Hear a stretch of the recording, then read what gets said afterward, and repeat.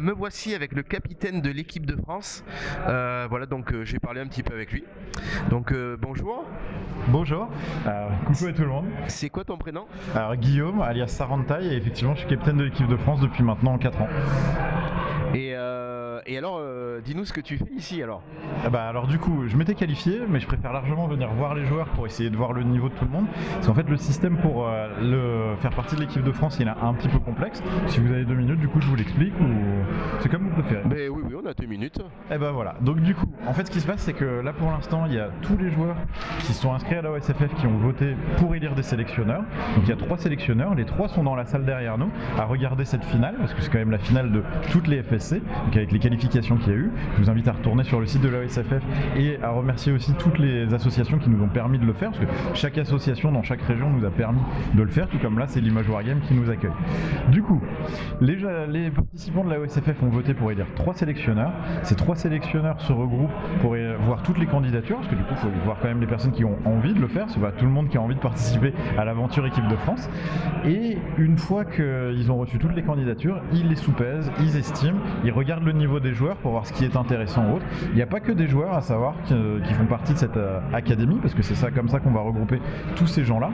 En fait, les sélectionneurs vont choisir entre 20 et 30 personnes pour faire partie de l'académie, et où dedans on a des futurs participants pour l'équipe de France et des gens qui sont là pour aider en tant que sparring partner, en tant qu'aide sur les listes, et du coup pour monter la hype un petit peu entre nous, voire même des gens qui seront là pour peut-être les futures années, mais on va essayer de les former pour leur montrer ok, vous avez la volonté de le faire. Est-ce que pour l'instant cette année c'est peut-être non, mais est-ce que du coup en vous aiguillant dans la bonne direction, vous apprenant comment c'est le milieu ultra compétitif, épauler un petit peu les petits jeunes qui débutent. Quand je dis jeunes, c'est pas forcément jeunes physiquement, des fois il y a des gens beaucoup plus âgés mais qui ont besoin de se faire un petit peu épauler. Voilà, donc ça c'est leur partie à eux de sélectionner cette académie, et moi mon rôle un peu plus difficile ça va être parmi les joueurs de l'académie de choisir les 8 personnes qui pourront faire partie de l'équipe de France en tant que joueur. Sachant que moi du coup je ne jouerai pas, je serai forcément coach parce que c'est ce que je préfère faire, et donc voilà, moi du coup je suis là pour ça, pour regarder les gens et là d'être un petit peu plus pointilleux sur ok là t'as fait tel mouvement, là tu fais comme ça, et je verrai un petit peu plus la macro, la micro, pour voir comment ils jouent, comment ils se comportent à table aussi, parce que c'est super important de ne pas avoir de problème lors des événements internationaux. Je suis pas là pour avoir un souci de règles ou autre auprès de des autres capitaines des autres équipes, donc c'est vachement important de voir aussi comment ils réagissent face à un adversaire, et voilà, c'est à peu près tout. Ok, moi je vais juste demander si l'académie c'était un peu comme une association. Alors ça fait partie de la OSFF, donc du coup indirectement c'est une association, mais dans les faits oui, effectivement, comme c'est sélectionné, que c'est encadré, c'est pas comme une association dans le sens où c'est pas ouvert. Tout le monde peut pas participer à l'académie. On peut tous postuler, maintenant on sera pas tous forcément pris. Je suis désolé. Ok. Écoute, c'était très intéressant. Oui, je me demandais en fait quand allait avoir les prochains. Parce que est-ce qu'il y a des championnats d'Europe et du monde? Je sais pas. Alors il n'y a plus de championnat d'Europe, maintenant on est vraiment passé dans les Worlds pour vraiment avoir juste un championnat du monde, et là du coup on va les avoir du 18 au 22 mai, avec le 18-19 les événements solo où tout le monde est invité à venir, et après le 20, 21, 22 les événements en team où là par contre effectivement c'est une équipe par pays, et où du coup en fait ce sera sur 8 joueurs avec possiblement 2 coachs. Je pense que la France enverra ses 2 coachs, il n'y a pas de problème, et voilà, pour l'instant il y a à peu près 23 équipes qui se sont postulées pour participer aux Worlds. J'espère que le Covid nous permettra de le faire, et voilà, mais les solos en vrai à partir du moment où il y a de la place, tout le monde peut venir, tout le monde peut faire ses preuves, et ça se passera à Prague du coup pour cette année. Ok, à Prague, c'est sympa. Ouais, ça fait plaisir. On a eu Milan l'année dernière. Là j'avoue, moi j'avais plus l'habitude des pays de l'Est parce que ça coûte beaucoup moins cher, on va pas se mentir. Ouais. Et c'est vrai que c'est beaucoup plus simple à organiser pour eux de par le tarif. Maintenant c'est vrai que c'est un peu plus dur pour certains pays de venir jusque là. Nous on a l'habitude de faire des road trips, on verra avec la future équipe s'ils sont aussi tentés par le road trip, parce que c'est vrai que pour le transport de figurines c'est pas évident de faire confiance à l'avion qui peut casser les figurines. C'est difficile. J'avoue que... Donc des fois soit on a fait moitié, soit on a fait comme l'année dernière, on a loué un minibus et on est partis tous les 9 dans la voiture, et c'était vraiment très sympa. Un peu serré mais sympa. Ouais, c'est cool. J'aime bien le côté vie humaine, tous ensemble et on partage quelque chose. Ouais, je suis un peu vieille école. Ouais, mais c'est ça qui est intéressant dans le hobby quoi. C'est ça, donc vivre des aventures. En vrai, c'est pour ça que je vous dis franchement, participer au tournoi. À chaque fois, les gens me disent est-ce qu'il faut avoir un bon niveau pour venir au tournoi? Sincèrement, non. On est là pour avoir une communauté. Venez passer un bon moment. Nous, on passe des moments à manger ensemble, discuter avec des gens qu'on connaît pas. Enfin, le but d'un tournoi, c'est pas forcément de gagner. Les gens qui viennent pour gagner un tournoi, il y en a peut-être 5-6 par tournoi qui ont vraiment cette prétention. Il y en a qui viennent juste pour faire un score, il y en a qui viennent juste pour passer un bon moment, il y en a qui viennent pour la cuillère en bois aussi, parce que mine de rien, on a qui commence qui nous récompense la cuillère en bois, c'est quand même 25 €, c'est pas rien, ça fait plaisir d'être venu pour avoir quelque chose. Donc vraiment voilà, c'est un moment de partage pour moi un tournoi. Et les gens ont un peu cette image de capitaine de l'équipe de France qui veut que le meilleur des joueurs, etc. Bah en fait pas forcément, dans le sens où pour avoir des ultra compétiteurs, il me faut des compétiteurs. Pour avoir des compétiteurs, il me faut une communauté. Donc plus il y a de gens qui viennent en tournoi, plus j'ai de chances de trouver des personnes qui m'intéressent pour faire partie de l'équipe de France. Ok. Et je demandais aussi si par exemple, ouais, donc en fait tu prends pas forcément les meilleurs joueurs. Est-ce que Des bons joueurs. ouais, des bons joueurs, mais tu as aussi peut-être des joueurs qui auront une stratégie nouvelle ou des trucs originaux que ça peut t'intéresser aussi, quoi. Alors il y a ça, il y a aussi le principe de liste. Vous allez avoir en fonction de il y a des listes qui sont plus tricky que d'autres, plus compliquées à jouer, qui se jouent sur la réaction par rapport à l'adversaire. Il y a certaines armées qui ne sont bonnes que si l'adversaire fait une erreur, et à l'inverse il y a certaines armées qui sont défensives, qui sont là pour ne pas laisser d'erreur à l'adversaire, enfin pas présenter d'erreur, et même si l'adversaire essaie de s'engouffrer dans un petit point, bah voilà, donc du coup il faut réfléchir à quelle liste on va envoyer, quel joueur sait la jouer, parce qu'on peut prendre un très bon joueur si on le met sur une mauvaise liste, enfin en tout cas une liste qui ne lui correspond pas. La liste est peut-être très bonne, mais si elle ne lui correspond pas, bah il va y aller à reculons. Moi je l'ai bien vu, j'ai fait des tests là de listes sur quelques FSC, il y en a des avec lesquels je m'amusais vraiment bien, et où du coup bah, j'ai fait quand même un score assez honorable, parce que je me suis qualifié quand même. Je joue pas, mais je me suis quand même qualifié. Et... Bravo. Ça va, ça allait.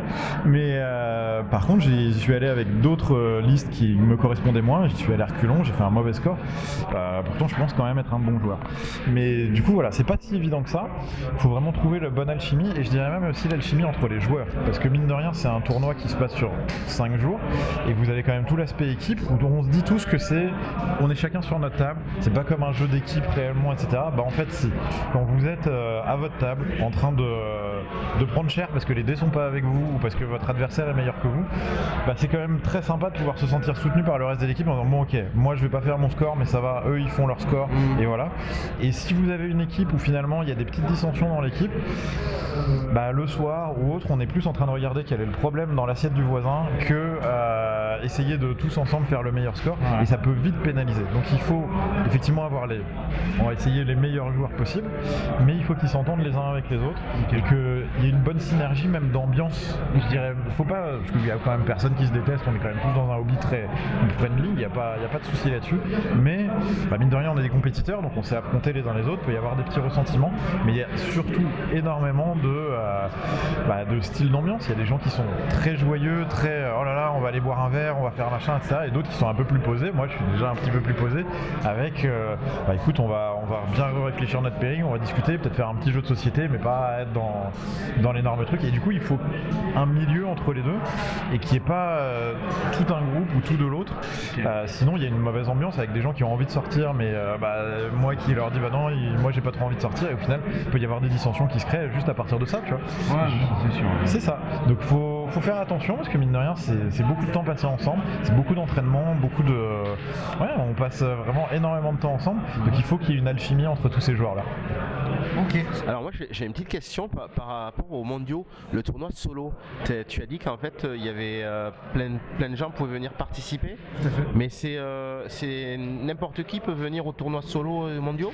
Tout à fait. À partir du moment où vous venez physiquement, que vous êtes inscrit, que voilà vous avez votre billet, absolument aucune limitation. Je dirais la seule limitation qu'il y a, c'est que pendant je pense 2-3 semaines on ouvre aux teams avant d'ouvrir aux gens normaux. Que si du coup, enfin aux gens normaux, aux gens qui n'ont pas de team, pour éviter que si on a envie de venir nous en team et qu'on veut participer au solo, on ait on va dire une place réservée pour pouvoir s'inscrire en amont. Mais très clairement toutes les équipes ne participent pas au solo. Par exemple tout ce qui va être équipe américaine, etc., qui viennent, ça leur coûte énormément d'argent de venir. Les solos, ils en ont chez eux, ils n'ont pas spécialement envie de prendre 3 jours de plus pour rester. Je comprends. Donc du coup ça ouvre quelques places, et voilà. Donc généralement de toute façon il y a plus de places au solo qu'en team. Okay. Donc généralement généralement, des derniers qu'on a fait, il y avait de quoi faire un peu plus de 100 joueurs. Et jusque-là, on n'a jamais atteint la totalité des 100 joueurs. Et généralement, l'endroit prévoit pour aller jusqu'à 200. Donc inscrivez-vous, faites-vous plaisir si vous avez envie d'aller jusqu'à Prague, évidemment. Ah, c'est intéressant. Donc en fait, un joueur débutant, s'il a envie de s'inscrire, il peut. Tout à fait. Alors par contre, il faut parler en anglais, il faut jouer en anglais. Ouais. C'est pas si évident que ça pour tout le monde. Moi, j'aurais du mal. Hein. Ça dépend desquels. Moi, je sais que ça fait aussi partie des critères de l'équipe de France, de savoir bien s'exprimer en anglais, parce qu'effectivement, si vous jetez vos dés, mais que vous lui dites ah bah là je touche, je blesse, si l'adversaire comprend pas, c'est pas évident. Surtout qu'il faut se mettre dans le contexte. C'est pas que vous n'allez pas parler avec un anglais qui parle couramment anglais où il va faire un effort pour vous comprendre. Vous allez peut-être parler avec quelqu'un d'autre qui est comme vous en train de galérer en anglais. Ouais. Et du coup, si vous êtes deux à galérer en anglais, ça peut être très compliqué. Je me souviens d'une fois, je dirais pas qui, mais je me souviens d'un de mes joueurs qui était en train, vraiment, ils se sont beaucoup engueulés avec leur adversaire. Et quand je suis arrivé à la table avec le capitaine, il y a le joueur adverse. Moi, quand j'arrive, je fais toujours ça. Je demande au joueur adverse de m'expliquer sa situation, comme ça au moins il voit bien que je fais pas de favoritisme. Et donc du coup le joueur m'explique ouais il peut pas pile-in machin nan. Je demande à mon joueur et je lui dis ouais mais je lui explique que moi je ne peux pas pile-in, mais j'essaye de lui expliquer mais il comprend pas. Alors donc tous les deux vous êtes d'accord que vous ne pouvez pas pile-in, mais vous vous exprimez mal et vous êtes en train de vous engueuler parce que vous êtes d'accord. Ouais, ça arrive. Exactement. Et là le problème de la langue fait que ça commence à monter crescendo. Ouais. Au final du coup la bière a apaisé tout ça et ça s'est bien passé. Mais voilà, faut remettre dans le contexte qu'on n'est pas avec un anglais qui va faire l'effort de nous comprendre. Si vous-même vous galérez, si vous tombez contre quelqu'un d'autre qui galère, c'est un petit peu dur. C'est vrai. Mais sinon, il y a pas des. Moi, je sais que moi, je suis pas très fort en anglais, mais je m'aide souvent avec Google Translate. Ça marche pas mal. Ce que je conseille surtout, c'est si vraiment vous avez un petit peu de mal, vous venez avec une feuille avec les noms en anglais de certaines choses, genre jeter un dé, blessure, etc. et les sorts de les sorts et les capacités de votre armée, et normalement ça devrait à peu près se passer. Okay. Donc même si la personne n'est pas trop fort en anglais, si elle est motivée, je pense si elle est motivée, on peut y arriver. Okay. Bien sûr, c'est une question de motivation et de se faire plaisir en y allant. Ouais. Et après ça sera pas le chinois bientôt qui va apprendre, parce que bientôt ça sera en Chine un jour peut-être. Alors tu rigoles, mais en vrai il y a la team Japon qui qui essaye de participer aux Worlds de Prague. Et en fait moi je suis un peu fan du Japon, donc je savais déjà qu'il y avait des magasins Game Workshop au Japon, et donc j'ai regardé et je savais qu'il y avait déjà des joueurs japonais quoi. Ils essayent de participer à Prague. C'est une question de timing et d'autorisation par rapport à Covid, etc. Parce que comme c'est un pays insulaire, c'est plus difficile pour eux. Mais pour l'instant, ils sont très motivés, donc croise les doigts parce que pour l'instant, même à l'ETC, etc., on n'a jamais eu de pays asiatique. Donc je pense que ce serait un grand tournant de pouvoir s'ouvrir à ce milieu-là, qui pourtant est un milieu très compétitif. Enfin, la Chine, la Corée, c'est des vrais pays qui ont un gros pool de joueurs potentiels et qui sont tournés sur le compétitif. Donc moi, en tant que compétiteur, ça m'intéresse. Ah ouais, mais c'est vraiment intéressant. C'est vrai qu'en jeu vidéo, par exemple, la Corée, ils sont forts. Hein. C'est ça, ils sont des compétiteurs dans l'âme. Donc à voir si jamais on n'arriverait pas à les récupérer. Le Japon n'est pas à dénigrer non plus.